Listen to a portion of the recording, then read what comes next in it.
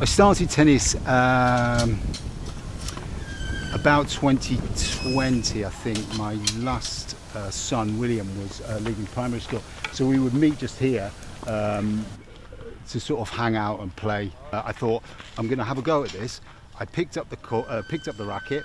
I had a swing. I've always been good with my hands, always been good with a ball, and I started to just serve.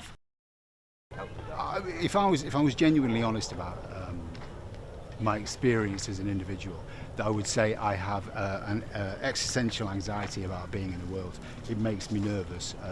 Human beings make me nervous. This makes me nervous. It's a really weird experience of being able of looking at the world, seeing the world, being in the world, but not fully understanding why you're in the world. So having children and dealing with that as an experience was deeply, deeply complicated.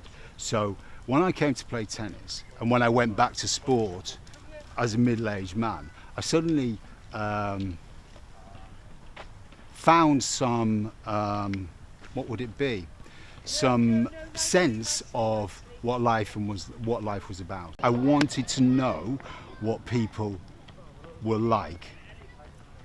And this was a perfect environment for that, because this area, Lewisham itself, is just a hotbed of different people and different worlds.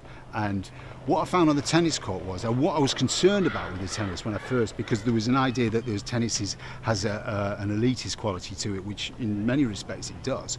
But the joy of being in this place was that it was free and the courts were rubbish, so nobody in a sort of elitist sense would ever use these courts. How could I explain how you should live your life? But all I would say is about the joy that I found in being able to be with other people, hang out with other people, and play whether it be a social or competitive sport has been profoundly good to me. It became something really, really good to me really, really quickly. And yeah, that's if you were looking at your life and you were saying whether you needed to be ambitious or you needed to be successful or whatever it may be, I would look at it and I would say, well, this will be genuinely, as an individual, a period of contentment. And if you've got a period of contentment in your life, I don't know, that feels like a pretty good thing. Yeah.